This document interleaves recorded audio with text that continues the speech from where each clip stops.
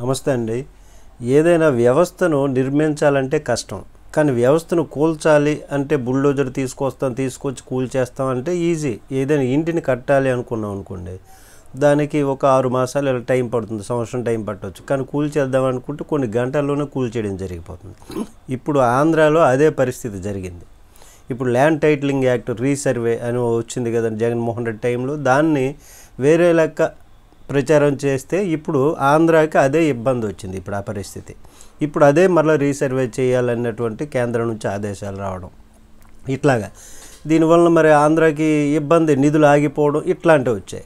అయితే కేంద్ర ప్రభుత్వం నుంచి వచ్చేటటువంటి నిధుల గురించి చూస్తే వైసీపీ హయాంలో 11,929 గ్రామాల్లో డ్రోన్ సర్వే, రోవర్లతో హద్దులు నిర్ధారణ, మ్యాపింగు, యాజమాన్య హక్కులు, ధృవపత్రాలు పంపిణీ ఇట్లాంటి వాటికి సంబంధించి 117 కోట్ల రూపాయలు ఇవ్వాలని రాష్ట్ర ప్రభుత్వ ప్రతిపాదన పంపించింది కేంద్రానికి.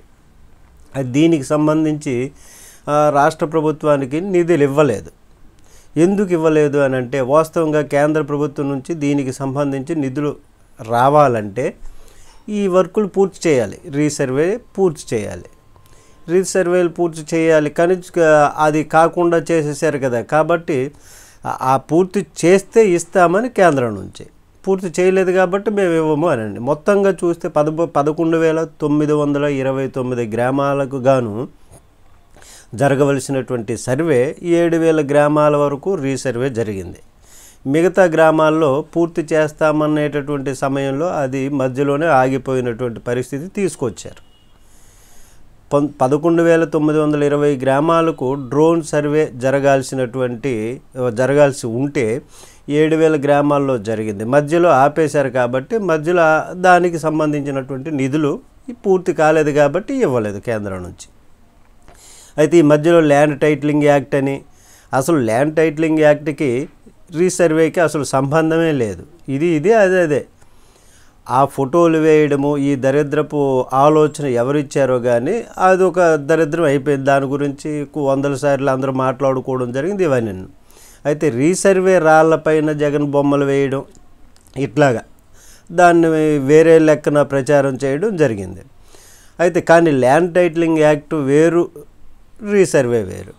అసలు ల్యాండ్ టైటిలింగ్ యాక్ట్కి సంబంధించి రీసర్వే చేసినటువంటి భూములకు, స్థలాలకు కానీ ఈ భూమి నీది, ఈ స్థలము నీది అని చెప్పి చట్టబద్ధత కల్పించడం అన్నమాట. నిర్ధారణ చేసి చట్టబద్ధత, ఆ హక్కు కల్పించడం, ఇది మంచిదే. అయితే జగన్కి సంబంధించిన వాళ్ళు ఫోటోలు పెడితే ఆ ఫోటోలు షాక్ చూపించి జగన్ మీ భూములు లాక్కుంటున్నాడని ప్రచారం చేశారు. దీనిపైన కంప్లైంట్ చేస్తే ఇప్పుడు టోటల్గా నిధులే ఆగిపోయినటువంటి పరిస్థితి. ఇప్పుడు ఎన్డీఏ ప్రభుత్వమే కాబట్టి, అందులో ఏపీ ప్రభుత్వం కూడా భాగమే కాబట్టి మరలా కేంద్రాన్ని దీని గురించి కనుక్కొని తెలుసుకొని సరిచేసేటటువంటి పరిస్థితి ఇప్పుడు వచ్చింది. అయితే దీనిపై ఈ లోపు ప్రచారం ఏంటంటే 30 లక్షల ఇళ్ల పత్రాలు, అంటే ఆ తప్పు మరొక వైపు నెట్టియాలి కదా. 30 లక్షల ఇళ్ల పత్రాల మీద జగన్ బొమ్మ ఉంది, అందుకే ఇది ఆగిపోయింది అనేటటువంటి పనికి మాలిన వంకతో ప్రచారం ఇలా జరుగుతుంది. అయితే జరిగింది ఒకటైతే దాన్ని వక్రీకరించి చెప్పేది వేరే రూట్లో ప్రచారం చేస్తున్నటువంటి పరిస్థితి ఇప్పుడు.